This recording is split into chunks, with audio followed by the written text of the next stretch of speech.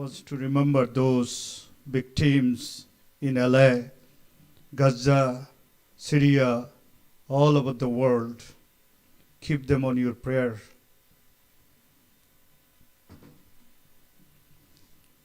Brothers and sisters, last whole century, what we are experiencing, ethnic cleansing, Holocaust, Gaza cleaning, Kashmir, Bangladesh, any place you see in America, discriminations, hatred. We need to work. We cannot answer to our future generations. Today's meeting shows that we are very serious, we are very committed about the peace and harmony and make a better life for everybody. Without further delay, I'd like to request our President, Dr. Mahmudur Rahman, please come for welcome address. Thank you. Assalamu alaikum wa rahmatullahi ta'ala wa barakatuh. Good evening, everyone. I would like to welcome our distinguished guest and audience. The speakers are Rabbi Rachel Goldenberg, Guru Dilip Kumar Thankapan, Mr. James R. Lynch Jr., Father Emmanuel Seba Malai, Imam Shamsi Ali, and many other distinguished guests. Our chairman is here. We have Imam Johran Mamdani, Assembly of State. He'll be also make his remark. We are pleased that you are here. Our Jamaica Muslim Center congregates some of the guests from outside. I would like to welcome all of you and greet you in Jamaica Muslim Center. We all believe in our Creator, the Almighty. Even some of us may not believe, but we have a common goodness. We all recognize the humanity. There is a common goodness. Speak the truth, be kind to your parents, be dutiful to your neighbors, helpful to each other. These are common good. It does not have any boundary. You don't need to be a religious person, but we recognize to good to others is in a common humanity. So we want to cherish that common humanity. We want to build bridges. We believe in Islam and we believe in all the prophets came before, from beginning Adam till the last prophet, Prophet Muhammad, peace be upon all of them. And they came for goodness, how human being be good, worship the Lord, our Creator, and they have a good life in this world. And they, instead of fighting, they can prosper together. And United States of America, we are here, and we would like to foster this friendship among different faith groups. That is our goal. If you study the life history of Prophet Muhammad, peace be upon him, he commissioned as a prophet at the age of 40. Before that, he was part of a group called Hilful Fudul. Means, when anybody was oppressed in Mecca, this group wanted to help them. So before he was a prophet. After he became prophet, he said once it has been reported that if the call of this goodness come to me, even I am the prophet of God, I will respond to this call, to work together. And Islam recognize this friendship, this brotherhood of humanity to come together and foster this goodness. So we have a speaker, distinguished speaker, and I'm just welcoming you all again in this weather. Weather is good. When rain comes, blessing comes from the heaven. Thank you all for coming. Assalamu alaikum. Thank you, Dr. Rahman. Now I'd like to request our chairman of the board, Dr. Nazmul Aziz Khan, for his opening remark. Please welcome Dr. Nazmul Khan.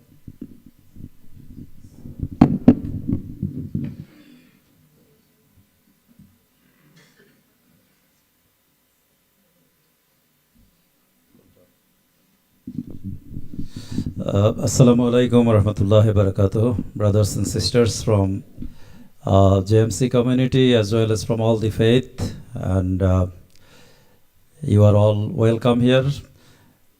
And as you know, the event is to foster the discussion amongst all the faith, discussion among the human beings. No, faith is the important factor in here right now. Our president just said a lot of things. I'm not going to make a long speech, but what I am just trying to add is that you can see as a JMC is a organization, is a building that belongs to the Muslims. We pray here, we belong here, but you all are equally welcome. So this is not a closed place. This is not a place to hide anything. You all are welcome anytime, any format. Come and see, you sit with us, talk with us. And as a Muslim, we believe in coexistence. We know whatever they're saying. We know the media, we know people. There are lots of people saying lots of things against the Muslims. And you know that. And it doesn't make us, they can belittle us as much as they can. But these 2 billion Muslims are not going to disappear from the face of the earth. So we'll be here with you all. You will be here with us. And we all want to belong together. That's the message of this evening. So welcome aboard. Assalamu alaikum. Thank you, Dr. Khan. Now I'd like to present someone whose entire life is practicing, advocating, working for the peace, for the community. Please welcome Dr. Imam Shamsi Ali. Dr. Okay, so you introduce him. I thought I Thank you very much. At this point, I would like to invite our State Representative, Zahra Mamdani, to say a few words. You have been working very much for everyone, fighting for the working people, fighting for lay people, defending the rights of marginalized in the society, and I'm so proud of him that he is joining us tonight. Thank you very much. It's your time. Thank you so much. Assalamu alaikum wa rahmatullahi wa barakatuh. Thank you so much to our Imam, our Secretary, our President, Chair of the Board, everyone, for all of the work that you have done to make Jamaica Muslim Center the shining example of what our Muslim community can be in New York City. You know, I was so appreciative when Imam Shamsi Ali reached out about this event, about peace and racial harmony, to meet on Sunday, the day before Dr. King's Day. Because as we think about the life of Martin Luther King Jr., we think about the words that he left us. And one of them that has stayed with me is his quote he said in 1961. Call it democracy or call it democratic socialism, but there must be a better distribution of wealth in this country for all of God's children. And my favorite part of that quote is the end. All of God's children. No distinction for who should benefit from this world of abundance. That it should be all of us. I stand before you as an assembly member of Astoria and Long Island City, the 3rd Muslim to serve in the State Assembly, and the 1st Muslim elected official to run for mayor in this city. And to me, the way I was raised as a Muslim was with that belief that there is no distinction. When it came time for Ramzan, my dada and dadi, my grandparents, they taught me that we would give iftar to everyone. We would not ask them, are you a Muslim? Do we know you? Where have you come from? Show me your identification. No. If you were hungry, we would feed you. And it reminds me of the words of Prophet Muhammad sallallahu alaihi wasallam. If there is food for one, then there is food for two. If there is food for two, then there is food for four. These instructions are universal. They are about everyone. And that is what makes me so proud to be a Muslim and to be a New Yorker, is that we know that our fate is intertwined together. That for this city to be successful, this community must be successful. And for this community to be successful, this city must be successful. And my heart is very heavy today because it is a day when, like many days, we think about what's happening in Gaza. We think about what's happening in Palestine. And I often think about the words of the families of the hostages in Israel who told us, everyone for everyone.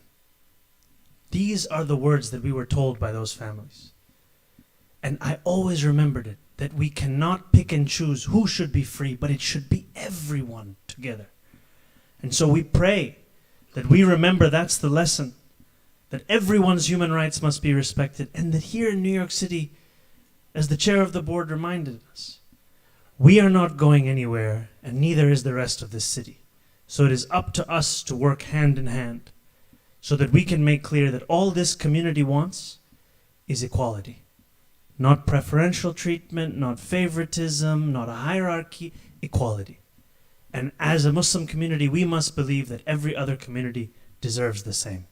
So thank you so much for gathering us. Thank you for reminding us that we are bonded together, and as we realize it, we can achieve our goal of that same equality for all. Assalamu alaikum.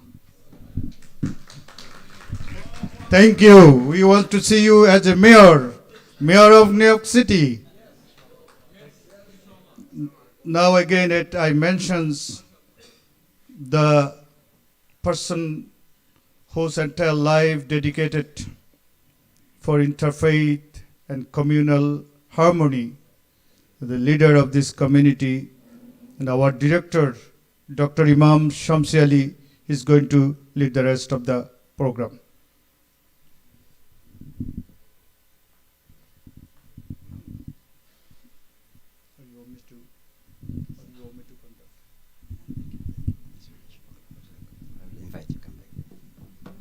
Assalamu alaikum wa rahmatullahi wa barakatuh.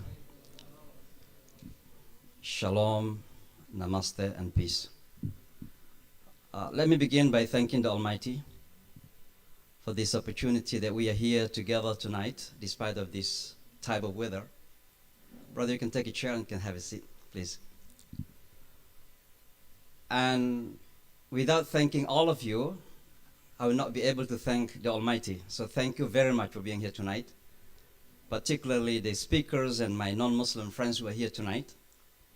It is truly not, it's not only a kindness, it's a sacrifice that you did or you do for all of us. So thank you so very much. We pray first that the ceasefire is effectively begun in the Middle East today, will be truly implemented as it is supposed to be implemented.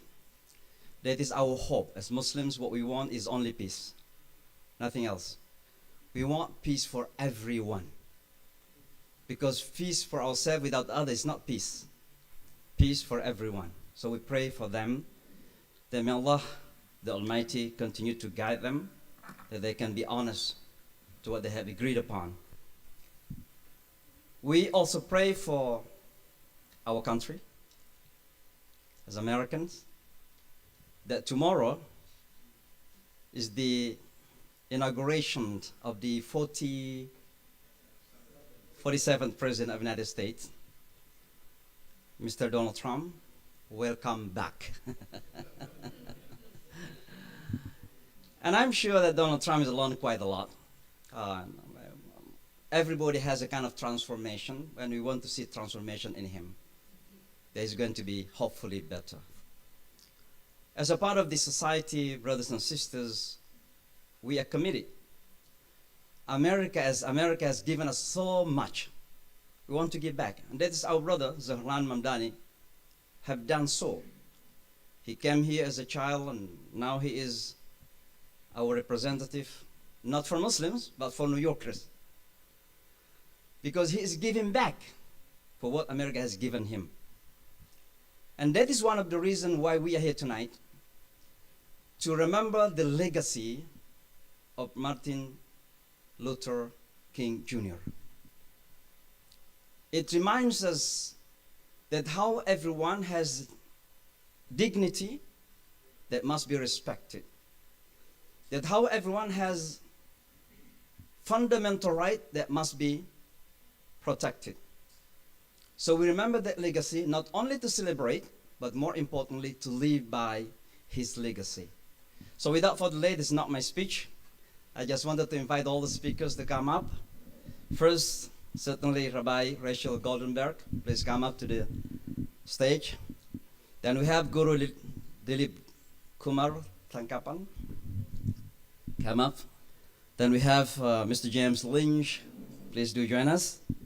And then we have Father Emmanuel Sabamalai. Please do have his seat. Yeah. Yeah. Yeah. All right. I've met these speakers for some time. Certainly Guru Dilip Ji, we have known each other for over 20 years. 25 years. He corrected me. At the United Nations, we work together on peace, on Namaste. And Rabbi Goldenberg, certainly a few months ago, we met in Astoria. And you know, when you have the same, the same aspiration, you know, we're gonna have that easily connected. So we feel that connection. And I met his daughter also, Amina. It's a beautiful name. When I met your daughter, Amina, so Amina, this is a beautiful name, it's like Arabic name, so yeah. Yes, I mean, it's trustworthy. It's mean a trustworthy person. And Mr. Lynch, certainly he is the Vice President of a Buddhist Council in New York City. Thank you very much for taking time. I've been working very much with other monks in the city as well. And certainly my other friends, actually newly connected. Yeah, so just 1 month, Father Emmanuel Sabamalai. But he is now a part of our chaplaincy work at the Bellevue Hospital. He's taking CPE, Certified, what is that? Pastoral Education. And I'm a full-time chaplain at Bellevue as well, so we got connected through that. So thank you so very much. Without further ado, I would like to invite the first speaker, that is Rabbi Rachel Goldenberg, to say for 7 minutes.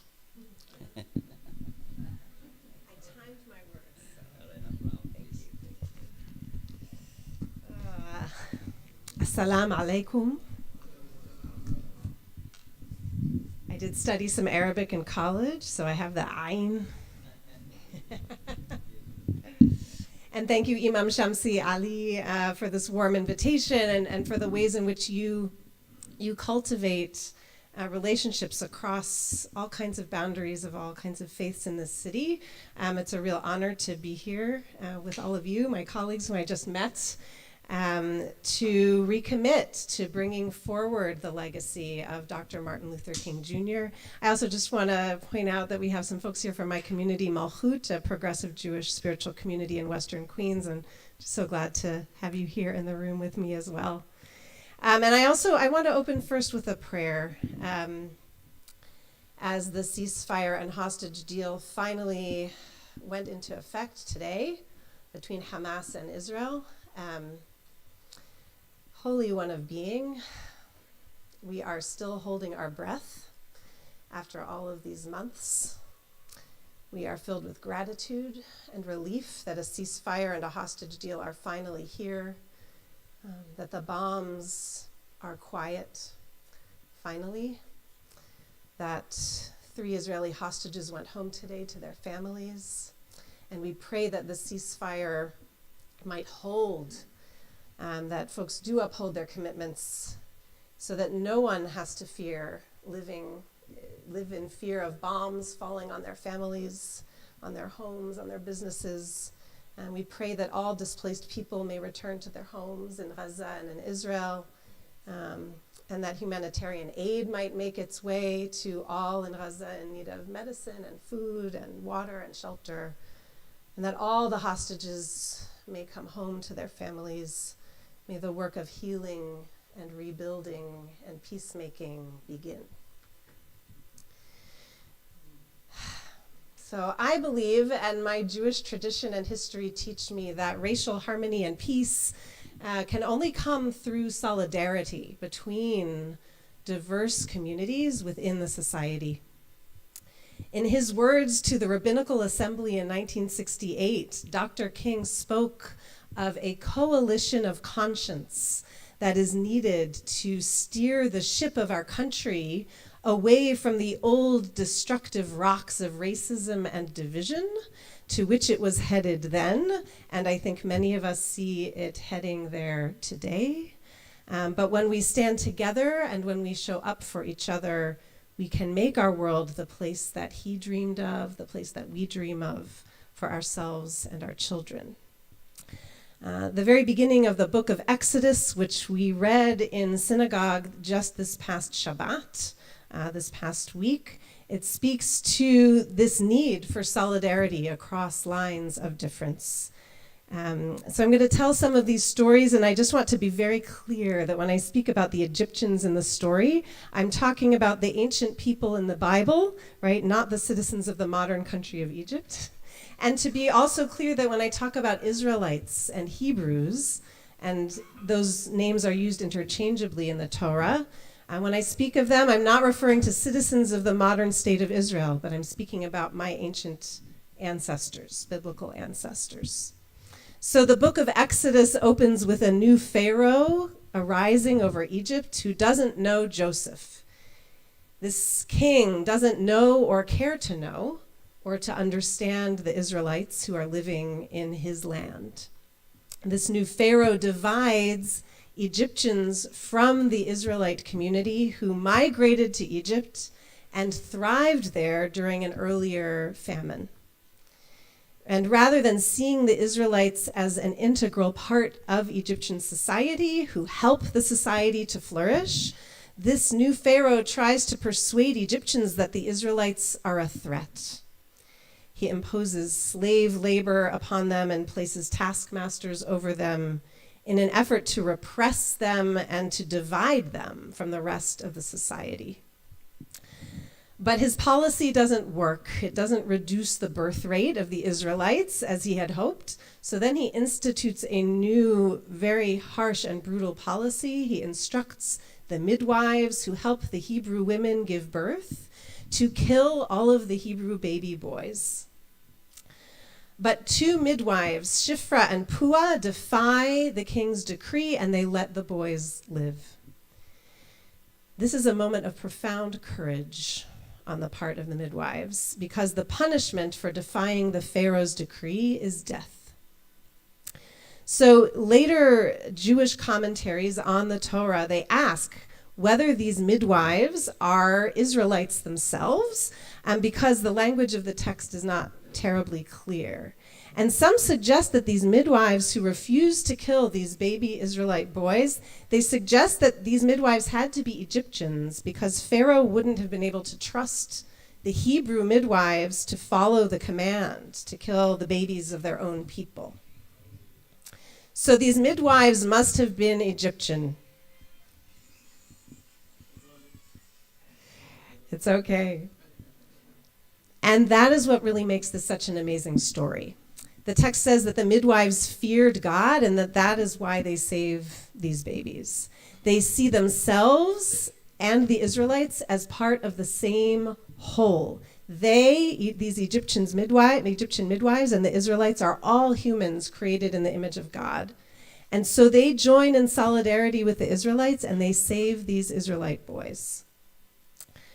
There are many other instances of solidarity in the story. Moses grows up in Pharaoh's palace, right, in an elite, beautiful place of privilege, and he crosses that line of class and privilege to stand up for a Hebrew slave who is being beaten by an Egyptian, right? And this leads Moses to have to flee Egypt because Pharaoh is out to kill him. I see a lot of nodding of heads because this is a story in the Quran as well, correct? Yes.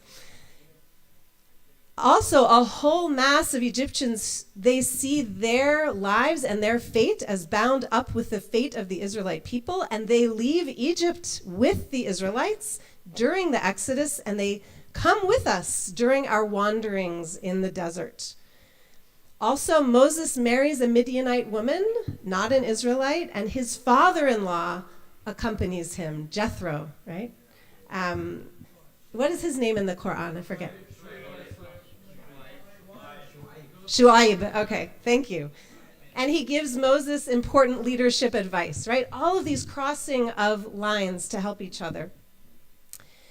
In modern Jewish history, and even in my own family history, non-Jewish people have hidden us, have protected us, have saved us from the hands of the Nazis, from others who have sought to hurt us, Jews. And it has become well known that many rabbis and Jewish activists took part in the civil rights movement, marching side by side with Dr. Martin Luther King Jr. So I want to end my remarks by answering your question, Imam Shamsi Ali. How do we build racial harmony towards sustainable peace in our society? In addition to being a rabbi, I am a musician and a singer, and I love the idea of harmony. When we make harmony, we are all singing different notes at the same time, right? And all of us in this room, we are all embodying and practicing different faiths, different religions. We come from different ethnicities and races, right? But all of the notes, all of our unique ways of life, they are all serving the same melody. We are all serving the same divine vision of a world of peace and equity and thriving. But harmony cannot happen if we're all just dwelling in our separate rooms, right? We saw this during the pandemic. It's very hard to make musical harmony over Zoom, you may have noticed. And in order for harmony to happen, we actually have to show up for each other and stand next to each other and take risks for each other and walk with each other. This shared vision of peace and humanity needs all of us to do our part to resist authoritarianism, to resist those who say that we don't have a shared and common interest in and need for a city where all of us can live and thrive. We need to resist together those who say that there isn't enough for all of us to get what we need.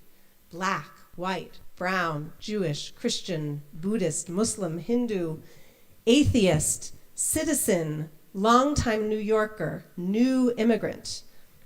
Harmony requires us to show up for each other when one of us is being targeted by hate or by immoral or racist policies.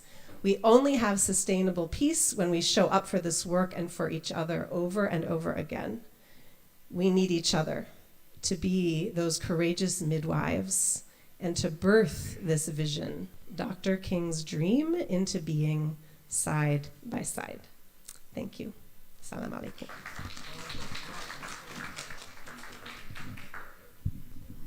Thank you so very much, Rabbi. Such wonderful. I'm not going to comment because I'm sure that you have, internalized, not only understood it, but internalized it. All those points are actually very much valid in our own perspective beliefs. Talk about ancient Egypt, how they enslaved the Bani Israel in the language of the Quran, Israelites. And then you talk about the Muslims serving Jews during the Holocaust. And there is a movie, by the way, called Besa. If you don't watch it. B-E-S-A. It's a story of Muslims serving the Jews in Albania, the only Muslim majority country in Europe. It's a beautiful movie, actually. But finally, here, the Rabbi talked about the importance of fighting for one another, because Rabbi, anti-Semitism is my fight, as I do believe that Islamophobia is your fight, and that's why you have to fight for one another. Thank you so very much. Now, Ms. Lynch, it's your time to come.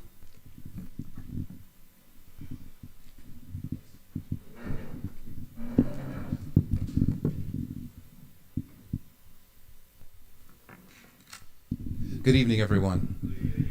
Assalamu alaikum. Well, peace be unto all of you, and the mercy and blessings of God be with you. I want to begin by expressing my heartfelt gratitude to Imam Shamsi Ali for his tireless leadership, vision, and for graciously hosting this interfaith gathering at the Jamaica Muslim Center. Your work in fostering understanding and unity among people of all faith is a true testimony to the values of peace, compassion, and justice that we are here to celebrate today. It's both an honor and a privilege to stand at this sacred place and space among this beautiful community to reflect on the life and legacy of Dr. Martin Luther King Jr. In this mosque, a center is a place that embodies the principles of justice, mercy, and community. I'm reminded of the timeless teachings of Dr. King, Prophet Muhammad, peace be upon him, and the Buddha, who often called humanity to the path of peace and universal compassion. I believe Prophet Muhammad, peace be upon him, taught that the best of people are those who are most beneficial to others, urging us to serve others selflessly and to stand against injustice. The Buddha echoed this sentiment when he said, "Hatred does not cease by hatred, but by only love alone. This is the eternal rule," reminding us of the transformative power of love and understanding in overcoming division and conflict. I'm actually a Buddhist minister with a group called Risha Kosakai, and also the vice president of the Buddhist Council of New York. And I want you to know that we don't worship the Buddha. The idea in Buddhism is to recognize the unity and love and compassion in our side of all people. And indeed, I can say that I grew up with Martin Luther King as one of my touchstones. Again, you don't worship people, you only worship God. Right? Allah, you only worship God. And when I was 5 years old, I remember when Dr. King was assassinated here in the United States. 1968, I was a little boy. And indeed, my parents before that had marched in the South when they were in college so that they could go to the bathroom. I remember my parents telling me about they were trying to desegregate lunch counters here in the United States.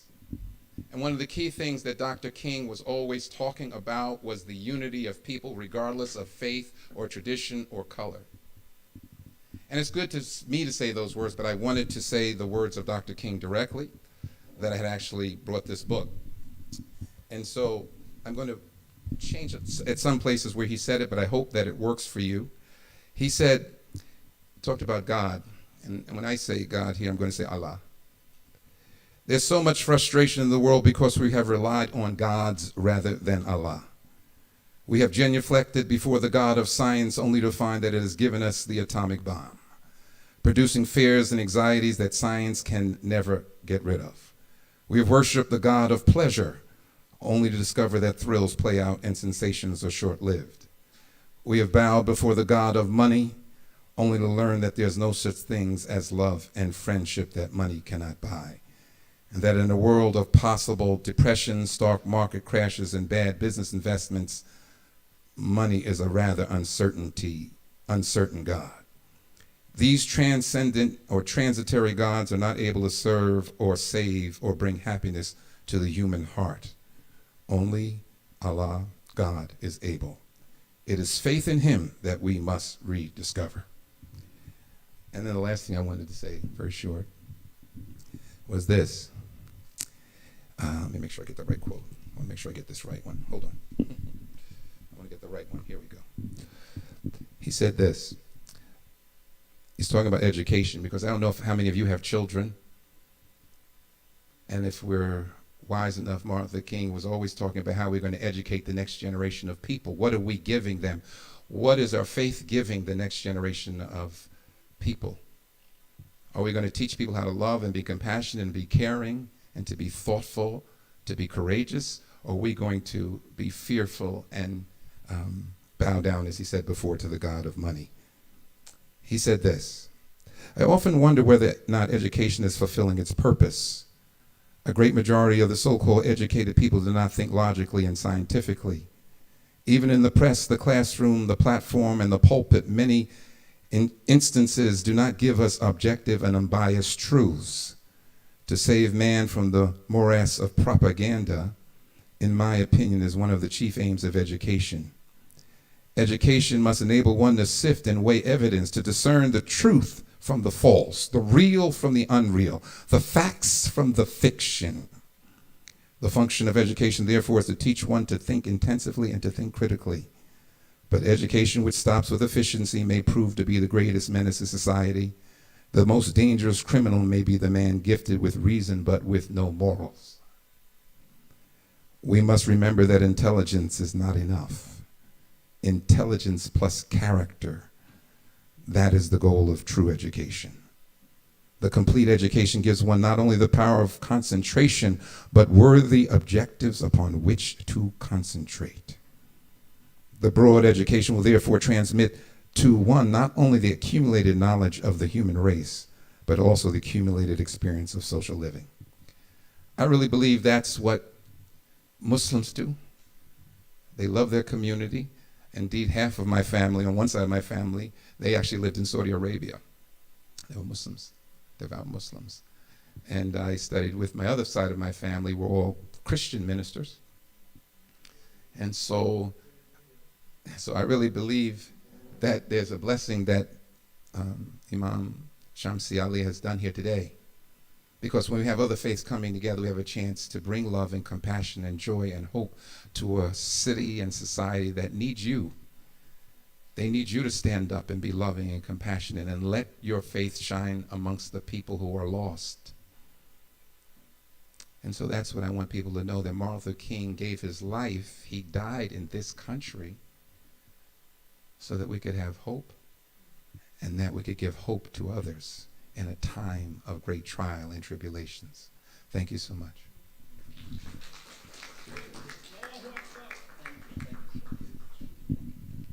Thank you, so beautiful.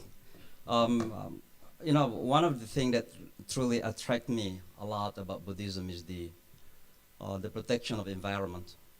And I think when you talk about Islam, you know, when the Prophet Muhammad ﷺ said that even if you have a bunch of water, abundance of water, take care of the water. It is our environment. And because it is about life. It's about life. And the environmental violence today is one of the form of more scary violence that happen. And that leads into discriminations, because the world is being divided into north and south. Or let's say east and west. And in fact, when you talk about east and west, it's not geographical term. It is demographical term. Because New Zealand actually is in the far east. But New Zealanders consider themselves Western. So you see how racism and discrimination is taking place in the world today. So thank you so very much. It's so beautiful, that presentation. And one of the things that you mentioned truly is beautiful is about how Martin Luther identified that we fail to worship God actually. Instead, we're worshiping our ego today.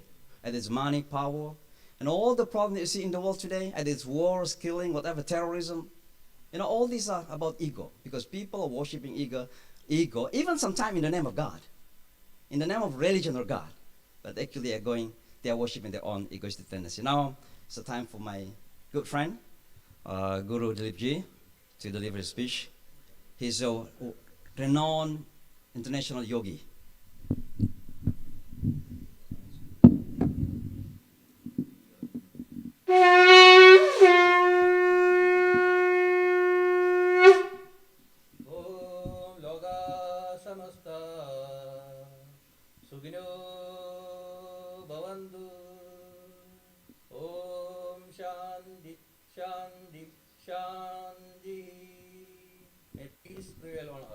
Namaste everyone. It's my great pleasure and honor to join in this beautiful center.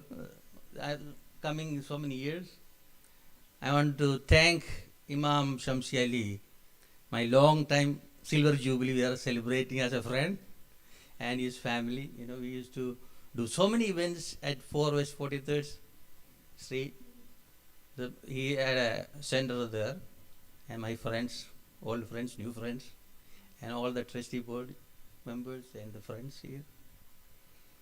I born in a interfaith family. My father's side, they are the first 12 Hindu Brahmins became Christians in India before Europe and America. We have so many bishops and priests. My mom's family, He's from Hindu family. But before Indianized Hindus, it was a Buddhist nation. They were Buddhist too. Before that, they were indigenous. So I grew up with so many Muslims, so many Christians, Hindus, even we have a synagogue in my hometown. So I never learned how to hate somebody. Wherever I go, they are my friends. If I look at your eyes, I see God made as a family. We are not different. If somebody told you, hate this person, that person need help. So don't worry about tomorrow onwards. 4 years we'll have some dramas in the TV, then next group will come. One of my friend is a Muslim, my childhood friend, from my first day onwards, is a Muslim friend. He just sent me $50 for some project today. Just today. My first toy I got from him. I go to his house and sleep. I never feel they are different than my family. Travel in different countries. Why I blow this one? Because my master, he was 123 when he passed away. He brought me to the UN. My job was bringing all the religions together. I'm just doing. Am I doing good? Imam knows that. So he was living in Iran Shah's house for 70 years as a Hindu priest. Those days, living in Muslim country as a Hindu, it's not easy. But they had openness. They connected. And they both came together to America and settled down here. And he started all the work, religious events at the UN. And in 2000 Millennium Celebration, I think Imam Shamsili was there at the UN for the Millennium Celebration. And he blew this shell at the UN. So I brought this one here. This is travel around the globe. Now I am just blowing for him. That's why I brought him. I am not attached to this at all. As a human being, this is what I say. We are divine being, chosen being on this earth. Forget about your religion or my religion. Forget about it. The blood is red, right? We all are made of five elements. Earth, water, ether, fire, air. Nothing else. We born in different countries. We speak different language. We eat different things. Our actions are different. But when you go to the deep in the spirituality or in your religion, you can see only one thing. That is love, nothing else. Am I right or wrong? Now I believe you are interfaith people. This started as a Muslim center, now it's a spiritual center. This is a model for entire world. This is what I'll say. This year just started. Immediately he is calling me for an event. I changed my flight, moved after 2 weeks, only to come to his event. That is a friendship. Like my brother. So I don't want to miss this one. Last 2 years, we are struggling at the UN to resolve wars. I am tired of it. You know how much money we are spending? The public money.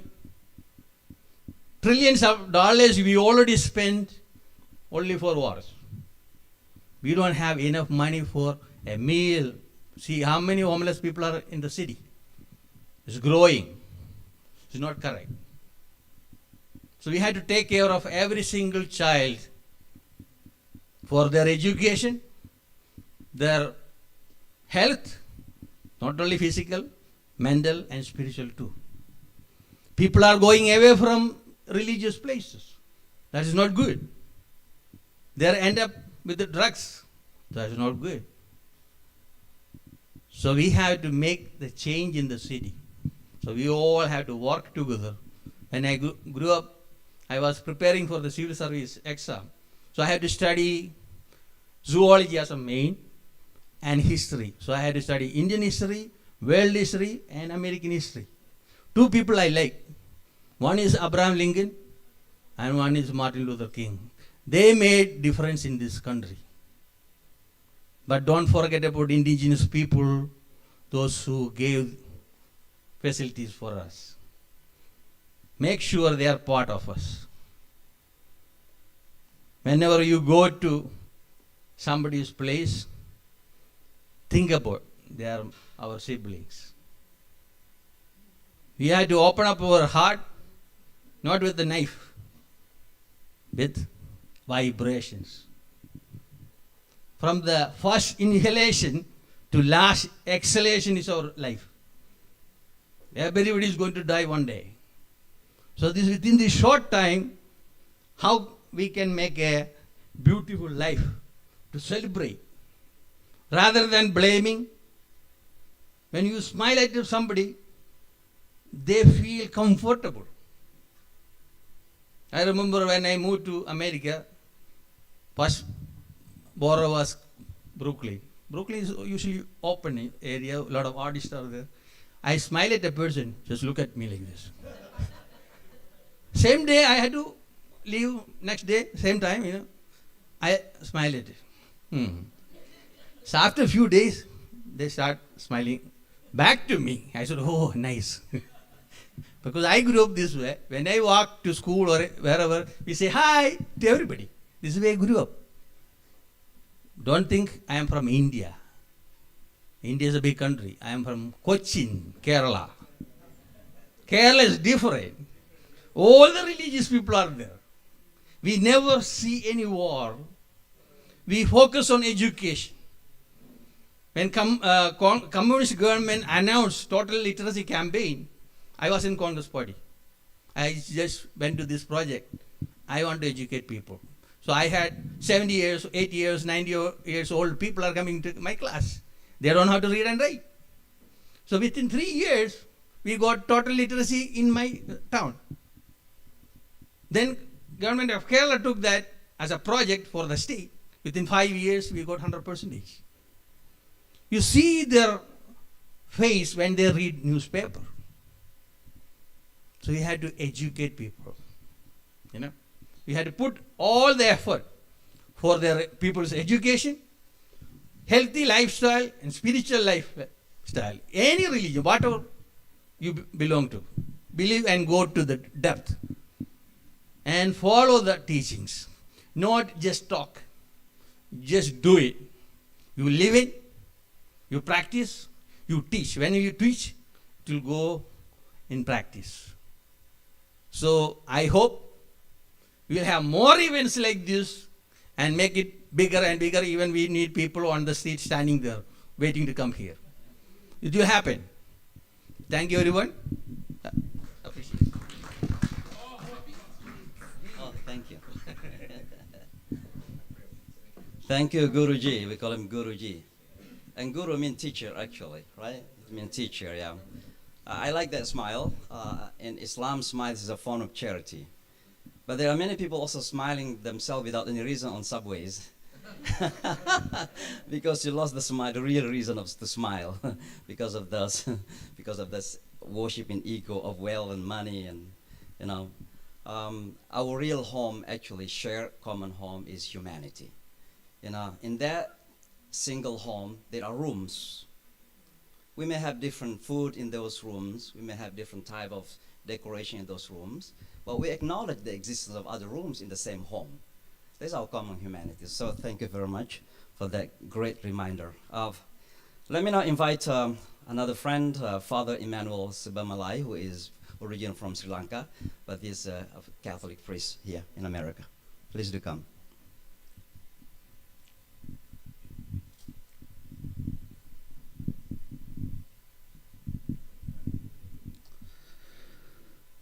Thank you very much.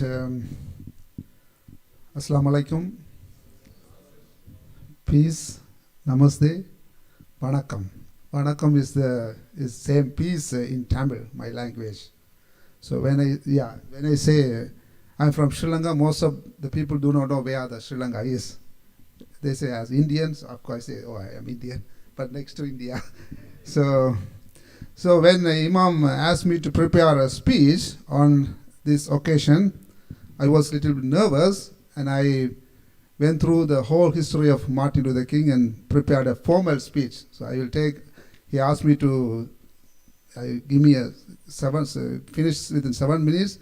I ask extra 2 minutes. So I will take extra 2 minutes. I will start with the Bible verse. Love the Lord your God with all your heart, and with all your soul, and with all your mind, and with all your strength. Second is this: love your neighbor as yourself. There is no commandment greater than this. Gospel Mark chapter 12 verses 30 to 31. Greetings to you all, and I thank Imam Shamsi Ali and the organizers for inviting me to this event. I am indeed privileged to be able to speak on Martin Luther King Jr.'s Day, which also marks the 30th anniversary as a National Day of Service. A day on, not a day off. When I was a kid studying in primary school in Sri Lanka, 3 names were often spoken among the elders for their non-violent resistance, demanding justice and freedom. Gandhi, the leader of non-violent movement in India; Martin Luther King Jr. in the United States of America for his speech, I Have a Dream; and Thiliman in Jaffna, Sri Lanka, who died holding a hunger strike demanding the legitimate rights of the Tamils living in Sri Lanka. Charismatic leaders in history do not fall out of the sky, nor do they emerge out of the blue. Rather, they are men and women born and brought up in a particular community that informs, forms, and shapes their characters. They receive inspiration and strength from the courageous leadership of their ancestors, and ultimately they make a voluntary choice to walk the roads least traveled by many, which sometimes may demand their precious lives. They are always ready to sacrifice their life for a noble cause. There is no text without context. Likewise, there are no leaders without having to be associated with a historical background. What was the context of Martin Luther King Jr.? The genocide of the indigenous people, different forms of slavery on African Americans, Jim Crow, segregation, separate car act law, lynching, sharecropping, convict leasing, abuse of power, massacres from 1901, discriminatory policies and actions in the education institution, school curriculum, governmental organizations, commutes, developments, and judicial system were the saddest reality of his time. While still a graduate student at Boston University, young Martin Luther King Jr. wrote a letter on July 18, 1952 to his future wife, on which he wrote, I quote, "Let us continue to hope, work, and pray that in the future we will live to see a warless world, a better distribution of wealth, and a brotherhood that transcends race and color.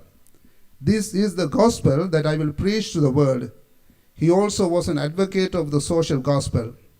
In one of his articles on preaching ministry, he wrote, I quote, "I must be concerned about unemployment, slums, and economic insecurity. I am a profound advocate of social gospel," unquote. Even though his social gospel was influenced by his grandfather and father's involvement in social activities, the Sermon on the Mount of Jesus Christ and the Gandhian method of nonviolent resistance had a great impact on his movement. In fact, he visited India, and on his return from India, he wrote the following: "The trip had a great impact on me personally and left me even more convinced of the power of nonviolence. It was a marvelous thing to see the amazing results of a nonviolent movement." Martin Luther King Jr. was born on January 15, 1929 to Mr. Martin Luther King Sr. and Alberta Williams King in Atlanta, Georgia, and was assassinated on 4th April 1968. What inspires me the most is that King arrived in Memphis on the 3rd of April to lead the sanitation strike. When some of the sanitation workers persuaded Martin Luther King Jr. to speak, he said this: "Like anybody, I would like to live a long life, but I am not concerned about that now. I have seen the promised land. I may not get there with you, but I want you to know tonight that we as a people will get to the promised land."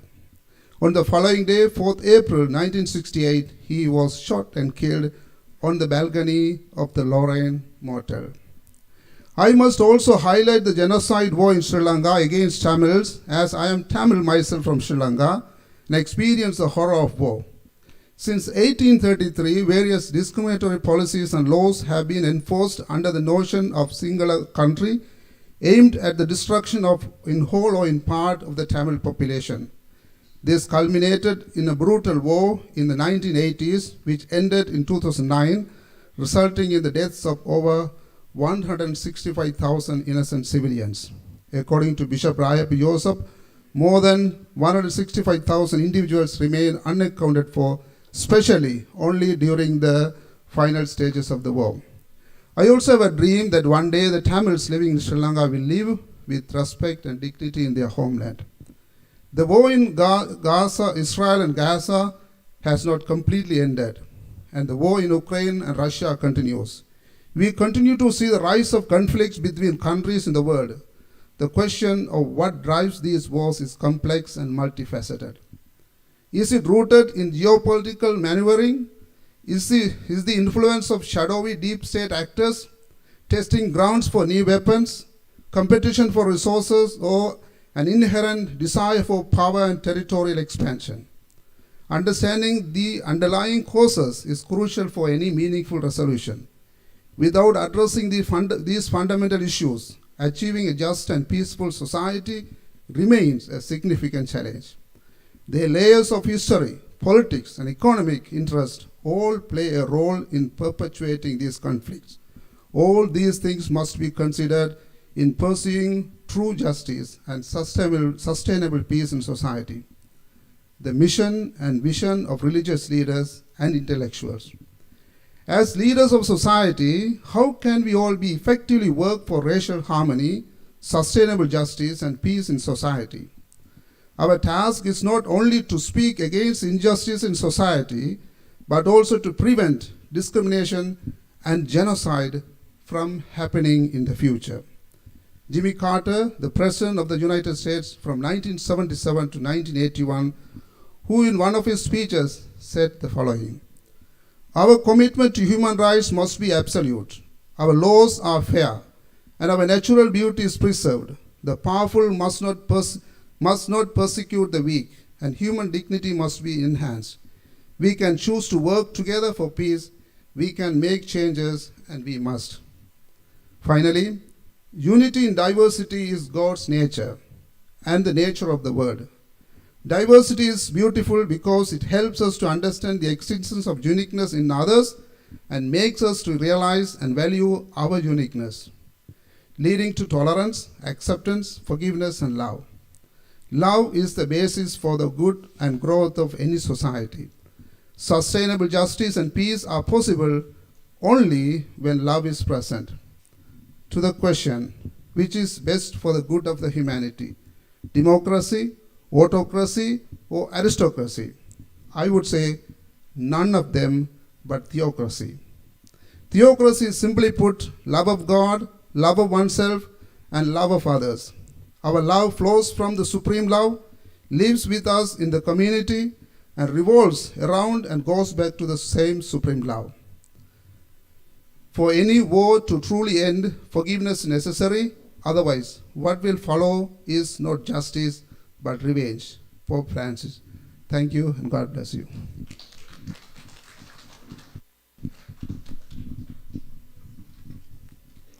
Thank you very much, Father Subamalai. Thank you. Thank you very much. You spoke like an ambassador, by the way. I think next time I'm going to invite you to speak at the United Nations.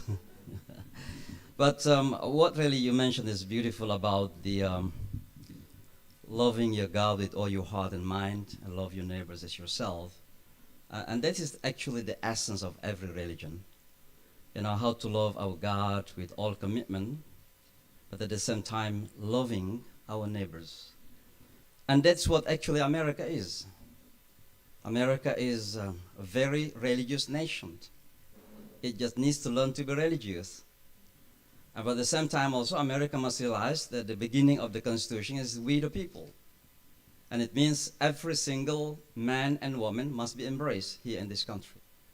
But unfortunately, what we have seen, I just wanted to say, I think we need to live by our values and constitution. Because Native Americans are the people who are supposedly to say, I am the real Americans, because there are certain people who say, I'm most American, I'm more American than you. So, brothers and sisters, let me now use my right to speak briefly. Actually, the schedule is up to 6:40 for the speakers to speak, and then we have Q&A. But let me just mention a few points. Racism has been a societal sickness in the history of human beings. From the history of ancient Egypt to Greece to Romans to our current modern America, that leads into the civic rights movement. In the Arabia, before Muhammad came, peace be upon him, racism was so deep, and one of the persons that we remember is Bilal ibn Rabah, happened to be a formerly Ethiopian, black, and he was a slave actually. But Islam had come and freed him. So in Islam, in order to eliminate racism, there are 4 grounds I'd like to mention. Number 1, the basic principle is of Islam itself. And there are 3 main principles of Islam. Number 1 is Tawheed, and that is believing in the oneness of God. Believing in the oneness of God leads into believing that none is superior but the one who created us. Everyone else is created. That is the meaning of believing in the oneness of God. Secondly, Al-Adl, and that is universal justice. That in Islam, everyone must be treated equally, no matter who you are, in terms of race, ethnicity, skin color, or social status, or even political party affiliation. You're going to be treated equally. And the third principle of Islam is compassion, rahmah. Muhammad is known as Rahmatan lil Alameen, his mercy to all humanity. That everyone must be treated with compassion, no matter who you are. This is the first ground. The second ground is Quranic ground. There are 5 verses that I would like to quote, although many actually in the Quran, just quoting it, not explaining it, because I can speak for hours actually. And I'm going to talk in this coming khutbah here, sermon, Friday sermon, about this issue as well. Number 1, in the Holy Quran, it is stated that our origin is shared by everyone. We have a single shared origin. It's called in Arabic language, nafsun wahida. In chapter number 4 of the Holy Quran, verse number 1, Ya ayyuhan nasu inna khalaqna, Ya ayyuhan nasu taqu rabbakum alladhi khalaqakum min nafsin wahida. One soul. And if you ask me right now, that you are Indonesian, he's Chinese, he's Arab, he's African, how is it different? I don't know to answer that one. But we came from the same origin, by the way, same father. The second one, Islam talk about, you're talking about universal human family. Surah Al-Hujurat that is cited here, chapter number 49, verse number 13, it says, O mankind, indeed we created you from a male and a female, and we have made you into many nations and tribes, from a male and a female. We have the same father and mother. So when you hate somebody simply because his skin color, you are hating yourself because you came from the same father and mother. So we have common, shared, universal family. Number 2. Number 3, the Holy Quran talk about, Father, you talk about this. The Holy Quran talk about diversity as a part of God's sign in the Quran. So when you see people in different manifestations, in different forms, black, white, yellow, brown, you are actually seeing the signs of God. And rejecting diversity is not only socially bad, it is religiously denied. So how it is possible that you consider yourself religious and you are rejecting the sign of God? Because diversity is a sign of God, is number 3. Number 4, the Holy Quran talk about human dignity. And that dignity is God-given dignity, is not Trump-given dignity. And God says in the Quran, وَلَقَدْ كَرَّمْنَا بَنِي آدَمَ. Verily, we have dignified the children of Adam. Not Muslims, children of Adam.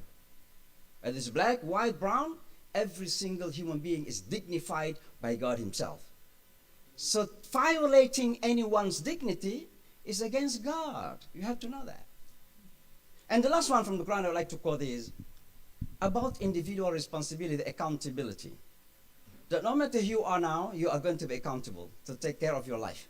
Be respectful to your Lord and to others around, because even if you are king, if you are president or prime minister, you are going to be individually accountable in the sight of God, in front of God on the day of judgment, if not here in this world. It's about Quran. Before the final one is about Islamic practice itself. And I would like to take just 4 main Islamic practices. We pray 5 times daily. You know, for Muslim coming together praying in congregations, either you are president, if you are late, you have to stand behind. There is no reserved spot for you in the mosque. We train ourselves to see everyone equally. And that's why for my brothers here, sometimes you see me sitting behind. So, Imam, come to the front. No, I'm late. It is your right to sit in the front. Because I understand your right. That is in the salah. Fasting. It is advancing our spiritual being over our physical and material being. That our honor is not in our physicality, but in our spirituality. Finally, coming back to the life of Prophet Muhammad at the end, is the examples of the life of the Prophet Muhammad. Prophet Muhammad, peace be upon him, was followed by diverse people. Arabs, then you have the African Bilal al-Habshi from Ethiopia originally, and then you have Salman al-Farisi from Persia, and then Suhaib al-Rumi, a Roman, white Caucasian, and all these people were treated by Muhammad equally, sallallahu alaihi wasallam, no difference. And then Prophet Muhammad, in his final speech, before he died, this is what he mentioned.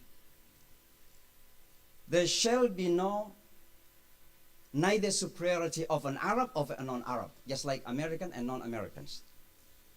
Nor a non-Arab over an Arab.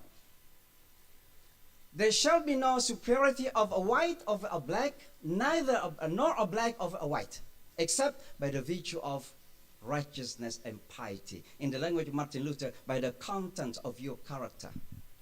It's not about skin color. It's not about physical appearance, but your character, your heart and minds, and how you deal with other people around you. That makes you noble and better and respectful. Finally, there is a story about 2 companions of the Prophet Muhammad sallallahu alaihi wasallam, between one who is well respected, highly respected member of the community, and another one, Bilal, that I mentioned earlier, was former slave. So one day they sat down together to talk on some issues, and they disputed. So his name is Abu Dhar al-Ghifari. He mentioned his opinion, and Bilal said, I disagree with you. So Abu Dhar actually felt that who this guy is. He's a poor guy, he's a black guy, he's a formerly slave guy. And he challenged me. So he called him Ibn as-Sawda, the son of a black woman. So he was deeply offended. He told the Prophet Muhammad about this. And the Prophet Muhammad reprimanded the respected guy. He said, Innaka rajulun fika jahiliyyah.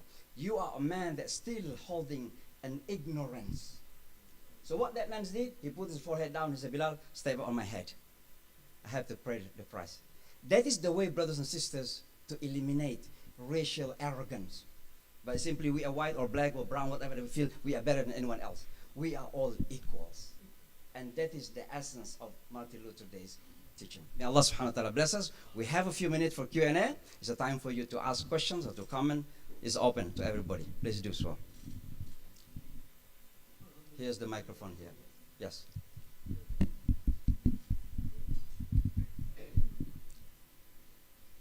It's on. Maybe it's not working. Yeah, just time. Thank you very much, all religious leaders of Interfaith, for joining us and your beautiful lectures to promote peace and harmony among the human society. Thank you for coming here. There was a time when people used to live together in peace and harmony, as the rabbi said, and other speakers also said, But nowadays, we are having trouble because of we are worshiping instead of God to money, power, politics, all these things. So today is the day for religious ceremony, but I have a question to to our religious leader, Hindu religious leader, Dilip Kumar, as because you are a religious scholar, a man of tolerance. Our, heart bleeds when we see in India the Muslim brothers and sisters for carrying beef in their refrigerators. They are being killed. So my question to you is that, is it a religious teaching of Hindu scripture that you are not allowed to eat beef? And is it a religious teaching? So I just want to learn from you for my education.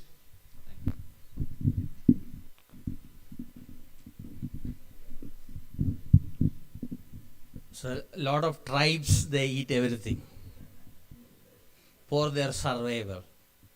For healthy way of life means when you eat food, it should give energy. Only fruits will give more energy. Then vegetables, then the meat. If you eat fruits, within 5 years it will digest. Fruits around 6 to 7 hours it will digest. But still depend upon the person's body. But meat will take 8 and more hours. But sometimes in different places, people create problems because they want to create problems. Political reason. I don't like those type of stuff. From any religions.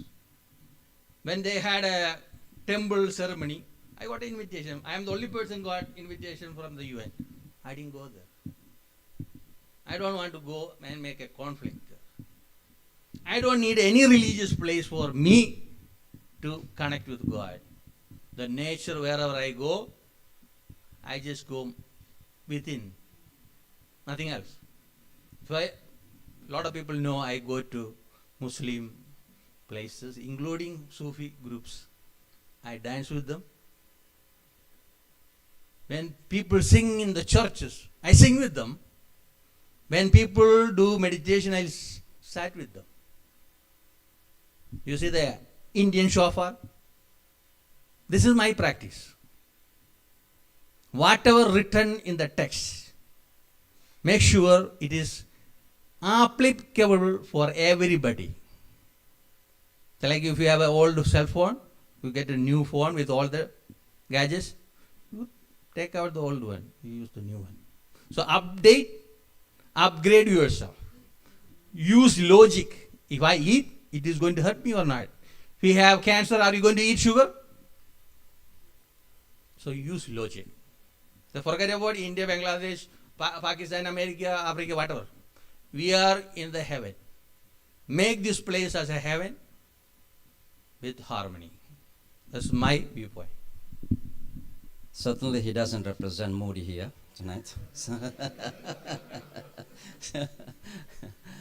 Yeah, so we Muslims don't eat pork, but I don't have to hate those who are eating pork. I think that's, as I say, rooms. People are eating their own rooms. We respect them. That's what it is. I think that's what we need to learn as human beings. Yes, Dr. Patwari, please.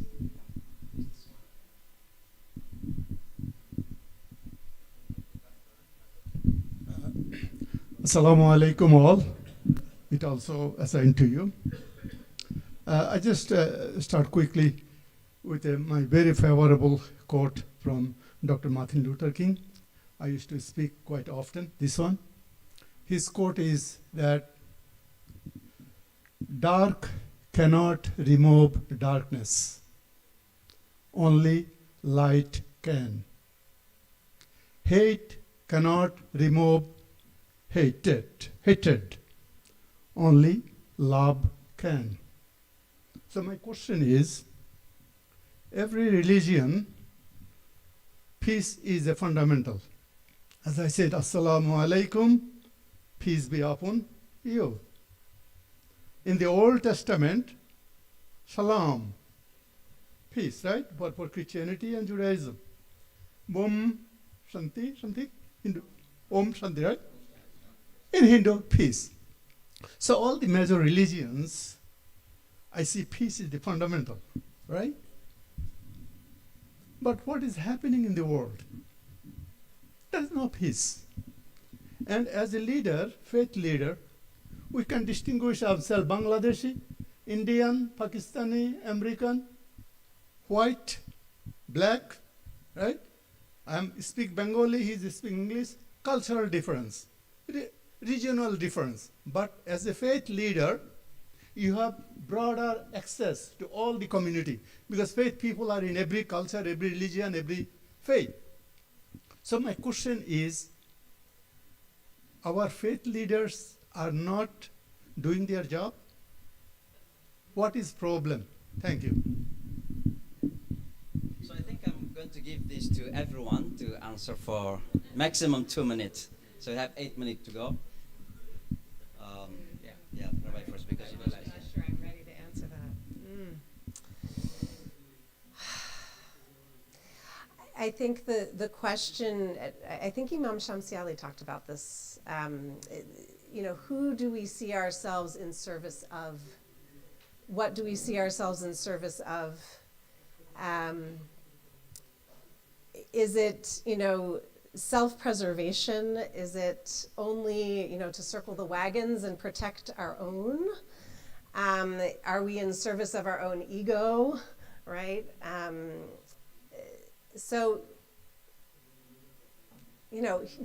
Religious leaders are human beings too. We have all the same faults, right? And make all the same mistakes that regular people do. I don't hold myself above other people. A rabbi is a teacher, right? A guru is a teacher. I'm one of the people. But I think it's a challenge today, and it's countercultural to come out and say what we're saying up here today, right? It takes courage, and it's risky, and our own people sometimes make it hard for us leaders to say unpopular things.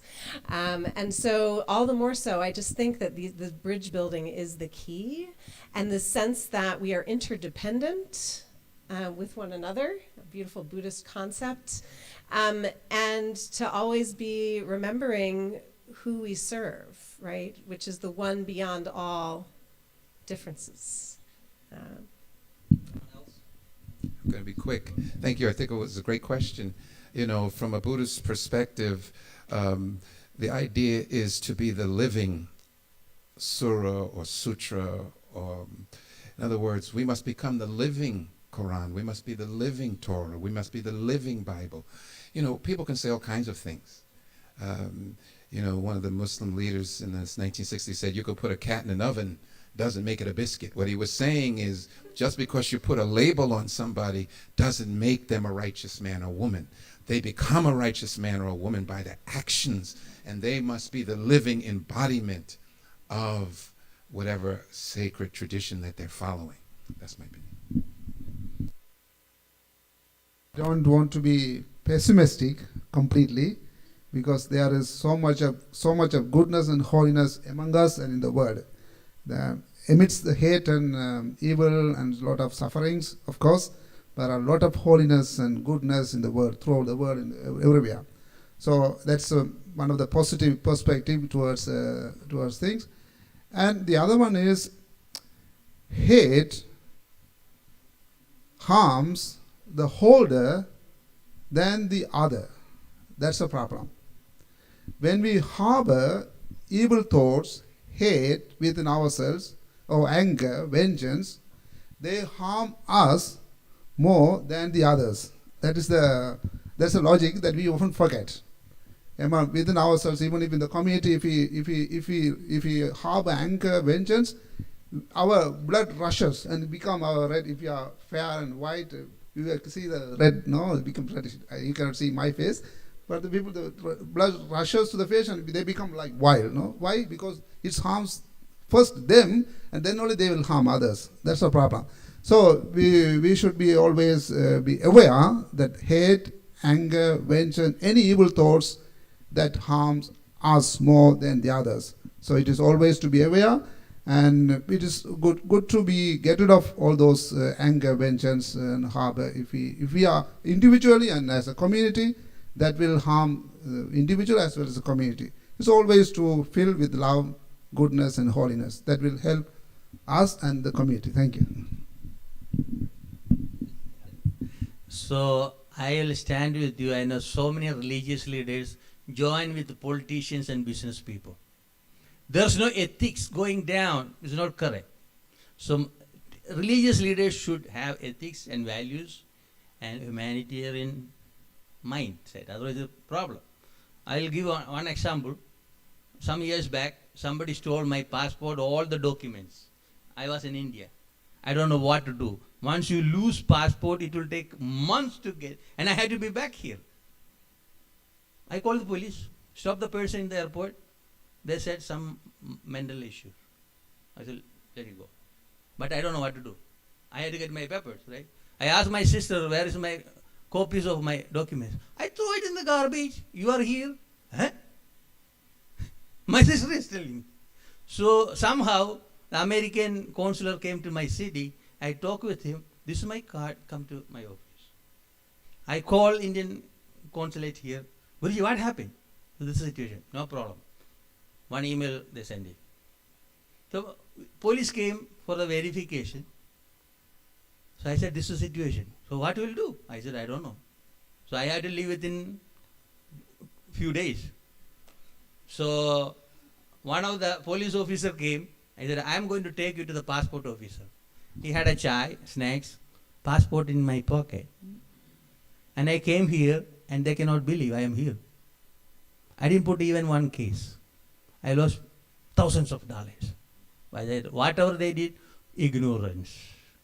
So peace begin with us.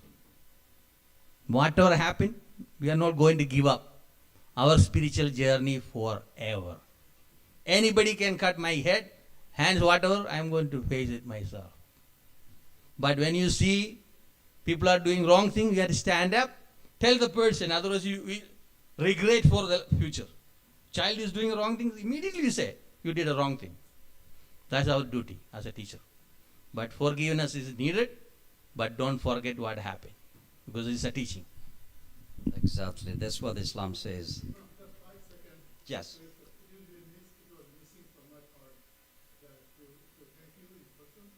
Thank you.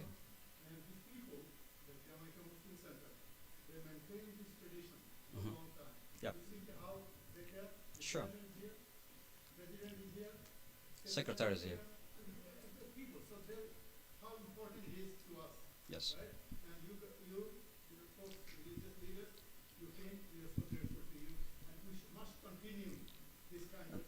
Thank you. Thank you, Dr. Patwari, and thank you for being here. Thank you yourself for being here. Dr. Patwari is one of our role models in the community. That he is academically very high, very successful, but is very humble, down to earth, and how he is committed to the community as well. He served this community very, very much. So thank you for being here tonight, Dr. Patwari. He is a Santis, actually. And we are going to close by 7:15 because Azan is 7:15. So I'll give you a chance. Yes, come. Don't lecture. Okay, just ask questions. Assalamu alaikum wa rahmatullah. I am not a lecturer. I never like that this event attend even in America. Just I am myself. I am today is from those guests here and find out very good things. I was in university that time was Bible laboratory sometime together. Nowadays here is a first time. I am very experienced for this gathering. So one things. So I make one story, like very short story. Our Prophet Islam period after that, second king of that time was Omar Khalifa. He was the justice one event, one violation his son. He make a punishment with front of the people, and after punishment his son is died. How justice for that time was. Another issue, Prophet Islam said like that, neighbor if you're not satisfied, not a Muslims, anywhere, it is you are not a Muslims, not a good Muslims. This is our faith for like Islam's. Another issue, another point like the issue like that whole world right now is human being losing for discrimination, other things. Basics of like now, like the leader of the world. This is leader of the world, human being losing most of. This is my opinion. Why talking with Luther King? He's not like the whole world, any leader like that, any president. The only issue is he's the human being, his mentality and practice in the life and by the kill also. This is the issue. This is the faith, our like the every faith, same thing. Thank you very much for these things. Today's, I lesson from this one. I ask to everyone, please, being this one, practice your life, myself life. Thank you very much for chance for me. Thank you. Thank you for great reminders, inshallah. Anyone else want to ask questions? Nobody? Okay. So let me go back to Dr. Patwari, that he asked about all religions, about peace, about love, about compassion, but why people are still not compassionate, not loving one another? I think I have to go directly to the point. Sometimes we are not fair to the religions. Because when we see evil things happen, our minds go directly to the religion. And that's what the problem of some Muslims as well. I don't think Donald Trump represents Christianity, even though he claimed to be Presbyterian. You know the oldest Presbyterian church here in Jamaica is there, our neighbors. You know Jamaica, Dr. Ibadud's office? That is the oldest one. I asked that pastor, did Donald Trump family come to your church? No, I don't know, you know him, actually. So he doesn't represent Christianity. So when he, you know, in line with some people who call themselves as white supremacy, whatever you call it, I don't think that Donald Trump really represents Christianity in that sense. Similarly, I would like to remind our non-Muslim friends that when you see evil things happen anywhere else, be it here in America or particularly back home, less of democracy, less of freedom, less of human rights, less of whatever you want to call it, don't blame the faith, because it is simply not fair to the faith. Our faith is beautiful, and I think all faiths are beautiful, but we fail to represent the faith. Tell me which head of state today, Muslim state, let's say, you don't have to talk about others, they really represent Islam. Tell me. And so when they have their policy, can I say they represent Islam? Of course not. So you don't have to blame the religion simply because the evil things happen around, because it's not fair to the faith. You know, to take one example in Islam, you know how many people talk about, they call this genital mutilation, circumcision. The United Nations talk a lot about that. And Islam being blamed for that. And in fact, the largest practicing of genital mutilation is in Ethiopia, happen to be a non-Muslim country. Because this is African tradition, African practices. But Islam is blamed for that. You know, when Muslims are, you know, suffering because of the eating of beef or stuff, I don't think you to be blamed for this, or they represent themselves. And so, again, your question is valid, but sometimes that question is a kind of not fair to any religion, actually, particularly to Al-Islam that we have seen in the past, recent past, that Islam had been accused of many things, which is the mixed practices happen, yes, we acknowledge, but those practices do not represent Islam at all. So again, 7:8, the call to the prayer is 7:15. So I'd like once again to thank you very much from the bottom of my heart with this type of, whether you are still coming. Again, it's not because of kind of you, but if you sacrificed on your behalf. And thank you very much for being here. Give big hands to everybody. Thank you, and looking forward to walking with you on many more ground. Thank you. Assalamu alaikum wa rahmatullahi wa barakatuh.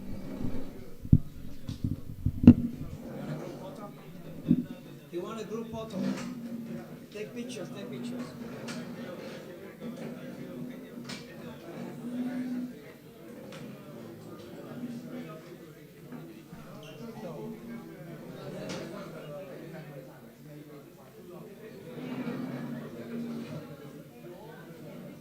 Thank you so much.